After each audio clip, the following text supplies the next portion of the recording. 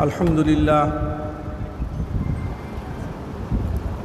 للہ کفا وسلام علی عباده الذین اصطفى اما بعد واعوذ باللہ من الشیطان الرجیم بسم اللہ الرحمن الرحیم انا نحن نزلنا الذکر وانا له لحافظون وقال تعالی وَأَن لَيْسَ لِلْإِنسَانِ إِلَّا مَا سَعَى وَأَنَّ سَعْيَهُ سَوْفَ يُرَى ثُمَّ يُجْزَاهُ الْجَزَاءَ الْأَوْفَى۔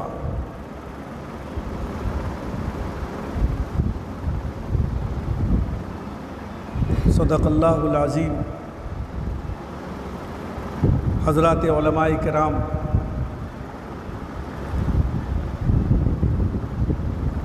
اور دختران اسلام، عزیز بھائیوں اور دوستوں اور بہنوں، پیاری بچیوں،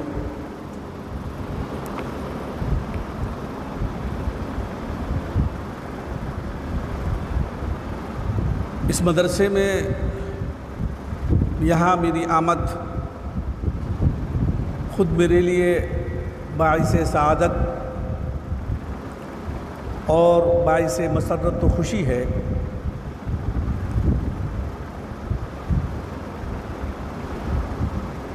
کہ یہاں قوم کی امانت نہیں بلکہ قوم کو تعلیم دی جا رہی ہے۔ عام طور سے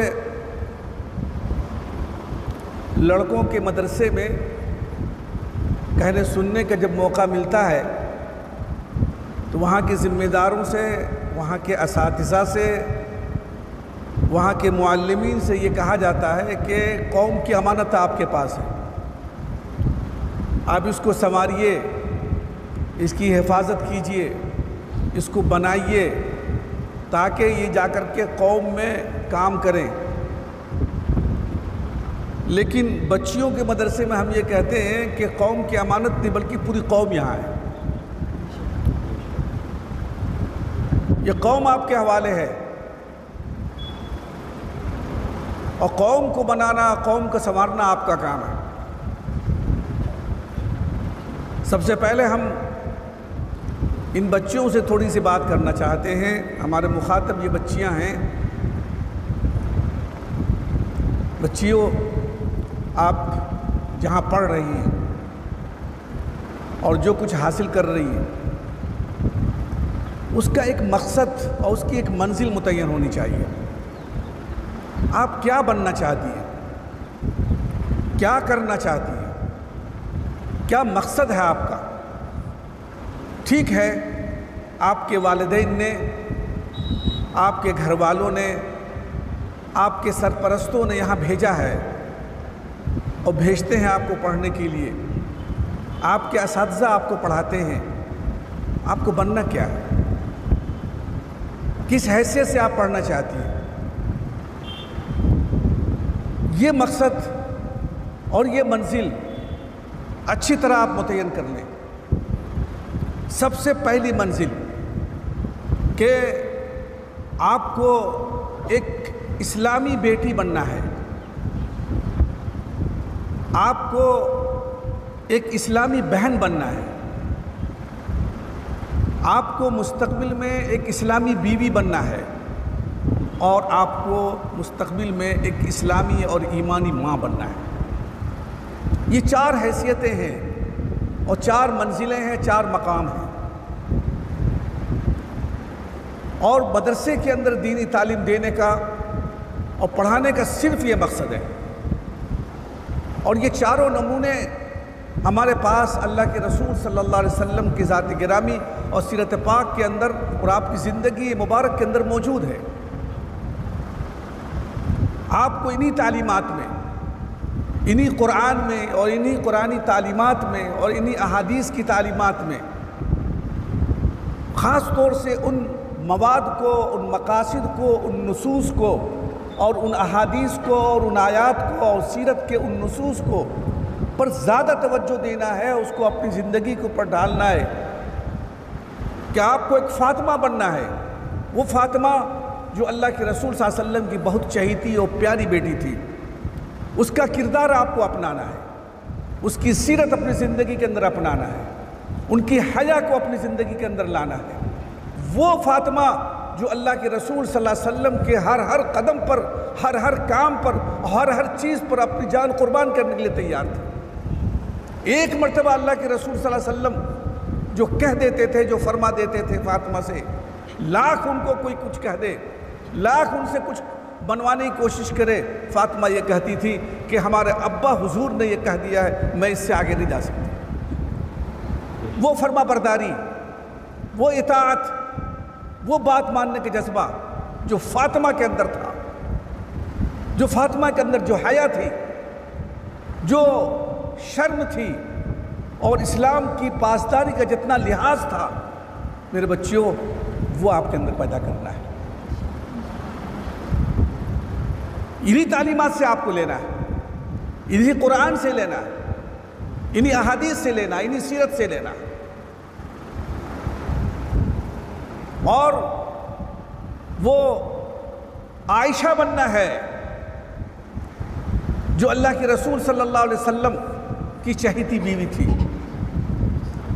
آپ کی موجودہ بیویوں میں 9 بیویوں میں سے ایک بیوی حضرت عائشہ آپ کی چہیتی بنی۔ کیوں بنی؟ کیا وجہ تھی؟ کیا خاصیت تھی ان کے اندر؟ کیا دوسری بیویاں آپ پر جان نہیں چھڑکتی تھی؟ ان کے اندر خدا نخواستہ کوئی نیت میں کھوٹ تھا، کوئی کمی تھی، کوئی اور بات تھی؟ نہیں، ایک بات جو حضرت فاطمہ رضی اللہ عنہا کے اندر، کئی ازواج مطہرات، حضرت ام سلمہ رضی اللہ تعالیٰ عنہا نے کئی مرتبہ اللہ کے رسول صلی اللہ علیہ وسلم سے فرمایا، عجیب بات ہے کہ بات پہ بات یاد آ رہی ہے کہ اللہ کے رسول صلی اللہ علیہ وسلم کی اپنے ازواج کے درمیان باری لگی ہوئی تھی۔ ہر ایک دن آپ ایک زوجہ محترمہ کے پاس گزارتے تھے۔ جس دن حضرت عائشہ رضی اللہ عنہا کے یہاں باری ہوتی تھی، صحابہ کرام میں بھی خوشی کی لہر دوڑ جاتی تھی۔ کیوں؟ اس لیے کہ اللہ کے رسول صلی اللہ علیہ وسلم اس دن کا، اس باری کا، جس دن کے حضرت عائشہ رضی اللہ عنہا کی باری ہوتی تھی، آپ انتظار کرتے تھے، اور جب وہ باری کا دن آتا تو آپ خوشی کا اظہار فرماتے تھے۔ صحابہ کرام اس دن آپ کے یہاں ہدیے لا کر کے دیتے تھے کہ آپ حضور خوش ہوئے ہیں، اس لیے اور خوش کر دیں، ہدیے لا رہے ہیں، تحفے لا رہے ہیں، بہت سی چیزیں لا رہے ہیں، کھانا لا رہے ہیں، اور سب چیزیں لا کر کے دے رہے ہیں۔ دوسری ازواج کو یہ بات ذرا اچھی نہیں لگ رہی تھی۔ انہوں نے ام سلمہ رضی اللہ عنہ کو اپنا نمائندہ ترجمان بنایا ازواج نے، کہ تم اللہ کے رسول سے بات کرو کہ جس طریقے سے صحابہ کرام عائشہ کے دن میں تحفے لا کر کے دیتے ہیں، ہمارے دن میں کیوں نہیں لا کے دیتے؟ ام سلمہ نے بات کی اللہ کے رسول صلی اللہ علیہ وسلم سے۔ بچوں غور سے سننا بات، یہ مسلم شریف کی روایت میں بیان کر رہا ہوں آپ کے سامنے۔ آ کر کے بات کی کہ حضور، سب کی خواہش ہے اور تمنا ہے کہ صحابہ کرام جس طریقے سے عائشہ کے باری میں رضی اللہ تعالیٰ عنہا کی باری میں آپ کے ہاں تحفے لا کر کے دیتے ہیں، آپ صحابہ سے کہے کہ ہماری باری میں بھی تحفے لا کر کے دیا کریں۔ اللہ کے رسول صلی اللہ علیہ وسلم نے کچھ نہیں کہا، خاموش رہے۔ پھر اگلے ہفتے جب باری آئی ام سلمہ رضی اللہ تعالیٰ عنہا کی، پھر کہا، پھر خاموش رہے۔ تیسری بار جو کہا تو اللہ کے رسول صلی اللہ علیہ وسلم نے فرمایا کہ ام سلمہ، مجھے عائشہ کے بارے میں تکلیف مت پہنچاؤ۔ عائشہ وہ عورت ہے جس کے چادر کے اندر وحی نازل ہوتی ہے، تم میں سے کسی کے اندر چادر کے اندر وحی نازل نہیں ہوئی۔ وہ دنیا میں بھی مقبول تھی اور اللہ کے یہاں بھی مقبول تھی، صرف اس وجہ سے کہ اللہ کے اتنی تیز مزاج ہونے اور علم کے سمندر ہونے کے باوجود اللہ کے رسول صلی اللہ علیہ وسلم کی ایسی ایسی باتوں کا خیال رکھنا، فرما برداری کرنا اور آپ کے مزاج کے مطابق ڈھلنا ان کو آ گیا تھا۔ یہ سب سے بڑا کمال تھا۔ تو میرے بچوں، وہ عائشہ بنو جو دنیا میں بھی تمہاری مقبولیت ہو جائے اور آسمان میں بھی تمہاری مقبولیت کا انتظار، تمہاری مقبولیت تمہارا انتظار کرے گی۔ اور اخیر میں وہ ماں بنو، وہ بیوی بنو، وہ ماں بنو جو خدیجہ نے رول ادا کیا تھا۔ حضرت خدیجہ رضی اللہ تعالیٰ عنہا، اللہ تعالیٰ نے اللہ کے رسول صلی اللہ علیہ وسلم کو جتنی اولادیں دی وہ سب حضرت خدیجہ سے دی۔ حضرت فاطمہ انہی سے پیدا ہوئے، ام کلثوم انہی سے پیدا ہوئے، زینب انہی سے پیدا ہوئی، اور دوسری اور بیٹیاں انہی سے پیدا ہوئی، لڑکے بھی انہی سے، ایک ابراہیم پیدا ہوئے تھے ماریہ سے۔ تو حضرت خدیجہ رضی اللہ عنہ نے جو رول ادا کیا تھا اپنے بچوں کے سلسلے میں، تربیت کے سلسلے میں، تو اس مدرسے کے اندر پڑھنے کا بنیادی طور پر صرف یہی مقصد ہے کہ آپ کو ایک کامیاب بیٹی بننا ہے، آپ کو ایک کامیاب بہن بننا ہے، آپ کو ایک کامیاب بیوی بننا ہے، اور آخر میں آپ کو ایک کامیاب ماں بننا ہے۔ اسی پر آپ کو محنت کرنی ہے، اسی پر توجہ دینی ہے۔ اور آخر میں ایک بات آپ سے عرض کر دیں کہ دنیا کے اندر چاہے جو بھی لائن ہو، جو بھی پڑھائی ہو، جو بھی کام ہو، صرف دو چیز سے اس میں کامیابی حاصل ہوتی ہے۔ اس کو رٹ لینا، دماغ کو بٹھا لینا، اس کو صرف دو چیزوں سے کامیابی حاصل ہوتی ہے، ایک انہماک اور ایک تسلسل۔ انہماک جس کسی چیز کو بھی لینا ہے پوری توجہ سے لینا ہے، پورا تن من دھن لگا دینا ہے، پورا وقت لگا دینا ہے، پوری خواہشات کو قربان کر دینا ہے، پورا اپنے تمام چونچلوں کو مسل دینا ہے، پوری توجہ ڈال دینی ہے، اور پورا 100% لینے کی تمنا اور 100% لینے کی خواہش پیدا کرنی ہے۔ یہ نہیں کہ 50% نمبر آ جائے اور 60% نمبر آ جائے، کافی ہے نہیں، 100% کی نیت کرو، ہر سبجیکٹ میں 100 نمبر لانے ہیں، اور ایسی محنت کرنی ہے، ایسی توجہ دینی ہے۔ انہماک جب تک پیدا نہیں ہوتا کسی چیز کے اندر تو 100 کیا 50 بھی حاصل نہیں ہوتا۔ میں اپنے تجربے کی بات بتاؤں کہ مختلف موضوعات میں جس میں انہماک کیا اس میں الحمدللہ کسی نہ کسی قدر ہمیں اطمینان ہے، اور جس میں انہماک نہیں کر سکا آج لاکھ کوشش کے بعد وہ چیز حاصل نہیں ہو رہی ہے۔ تو سب سے پہلی شرط ہے بچیوں انہماک، توجہ، تن من دھن لگا دینا، وقت کو پورا لگا دینا، اپنے آرام کا، اپنے جسم کی راحت کا کوئی خیال نہیں۔ یہ چیز حاصل کیسے ہوگی، کہاں سے ہوگی، اور کب ہوگی، اور کیوں ہوگی، یہ انہماک چاہتا ہے۔ اور دوسری چیز ہے تسلسل۔ تھوڑی محنت کرو، چاہے جتنا تمہارا وقت لگے، لیکن تسلسل ہونا چاہیے۔ ہو سکتا ہے کہ ہماری بات آپ کو اثر کر جائے، اور اثر سے آپ کے اندر ایک جذبہ پیدا ہو جائے، ایک شوق پیدا ہو جائے، ولولہ پیدا ہو جائے، اور آج سے آپ لگ جائیں، لیکن ایسا نہ ہو کہ 2 4 5 دن 10 دن کے بعد پھر ٹھنڈے پڑ جائیں۔ آپ سوچ سمجھ کر کے قدم اٹھانا، کتنا محنت کرنی ہے، کتنا آگے بڑھنا ہے، کس چیز کو لینا ہے، تسلسل کے ساتھ۔ ایک بوند پانی کا جب تسلسل سے گرتا ہے پتھر پر تو اس میں سوراخ ہو جاتا ہے، اور موٹی دھار اگر پانی کی گرتے رہے 1 گھنٹے تک اس سے کچھ نہیں ہوتا ہے۔ یہ دونوں چیزیں اپنی زندگی کے اندر داخل کر لو کہ علم کے اندر انہماک چاہیے، محنت چاہیے، اور تسلسل چاہیے۔ تھوڑی محنت کرو، آہستہ آہستہ اپنے آپ کو بڑھاؤ۔ کسی دن کوئی بھی چیز شروع کرو پھر اس کا ناغہ نہیں ہونا چاہیے۔ ناغہ سے نہ صرف یہ کہ بے برکتی ہوتی ہے، اور دوسرا یہ ہوتا ہے کہ اس کا نقصان ریورس، گاڑی جیسے ریورس ہوتی ہے، پیچھے آتی ہے نا، علم بھی پیچھے آتا ہے۔ تسلسل ٹوٹنے سے علم کا قافلہ پیچھے ہو جاتا ہے اور ریورس کر جاتی ہے گاڑی۔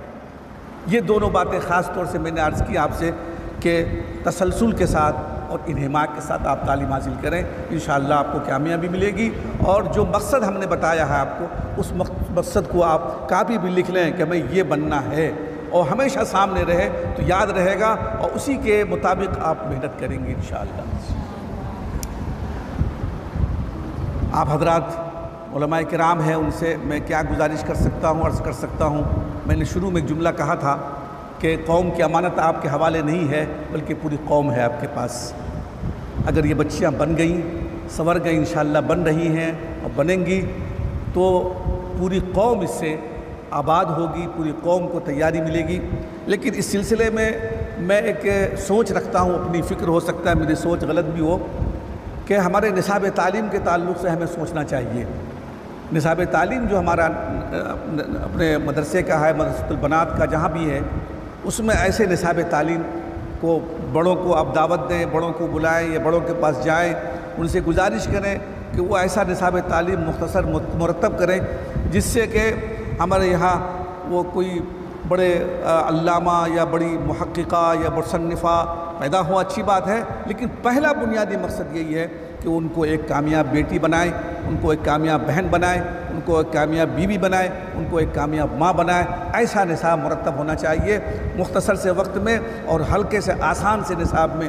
ایسا نصاب، ایسی کتاب انہیں نہیں پڑھانا چاہیے جو ان کے اوپر بوجھ بن جائیں اور ان کے لیے بجائے نافع بننے کے خدا نخواستہ مضر بن جائے۔ انہی چند کلمات کے بعد میں اپنی بات ختم کرتا ہوں۔ اگر کوئی بات آپ کو اچھی لگے تو آپ نوٹ کر لیجئے، اس پر عمل کیجئے، اس کا بھی اجر ہم کو انشاءاللہ ملے گا۔ وآخر دعوانا ان الحمدللہ رب العالمین۔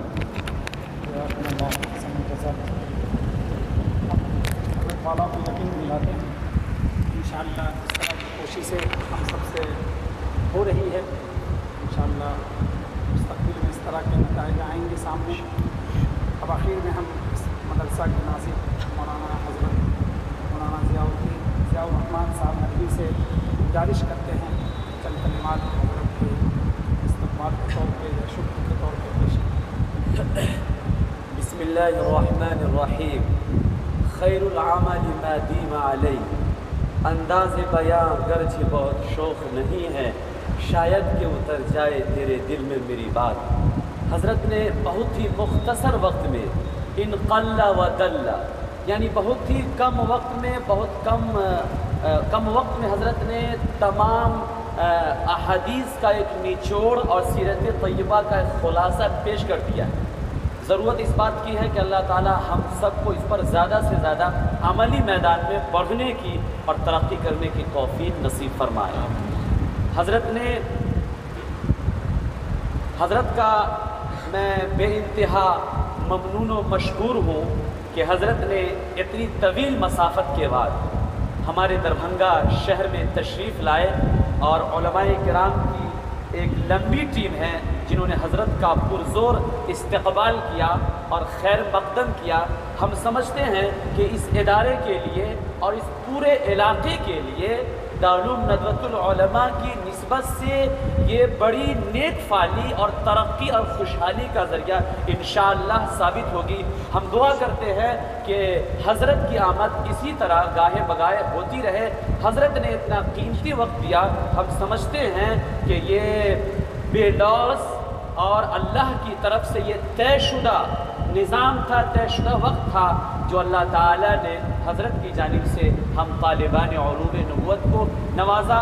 اللہ تعالیٰ حضرت کا سایہ دادیر اس امت پر قائم رکھے اور آپ کا علم عام و تام فرمائیں، اور آپ ایک بڑے ادارے میں سے منسلک ہے ماشاءاللہ، اور نگران اعلیٰ ہے، بڑی خدمات ہیں، اور یہاں پر ان کے بلکہ ہم لوگ تمام متعلمین ان کے شاگرد ہیں جنہوں نے صحہ ستہ کی بڑی بڑی کتابیں پڑھی ہیں، اور الحمدللہ حضرت کا درس انتہائی مقبول ہے اور بڑی پابندی کے ساتھ آپ درس دیتے ہیں۔ اللہ تعالیٰ ان کی خدمت کو، حدیثی خدمت کو نجات کا ذریعہ بنائے اور اس کو خوب عوام میں عام و تام فرمائے۔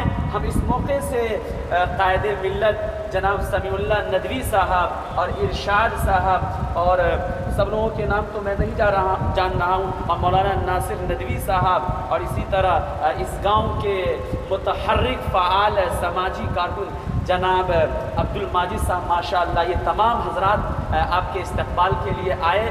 ہم تمام لوگوں کا تہہ دل سے بار بار مرات و کرات شکریہ ادا کرتے ہیں اور دعا کرتے ہیں اللہ تعالیٰ اس کو کامیاب کرے، اور آگے کا جو سفر ہے اور آگے کی جو منزل ہے حضرت کا جہاں خطاب ہونا ہے انشاءاللہ، اللہ اس پروگرام کو بھی بے حد اپنے دربار میں قبولیت عامہ و خاصہ عطا فرمائے، اور اس مدرسے کے لیے ہر طرح کی غیبی مدد فرمائے۔ فجزاکم اللہ احسن الجزا فی الدارین۔ حضرت سے درخواست ہے کہ مختصر سی دعا فرمائے۔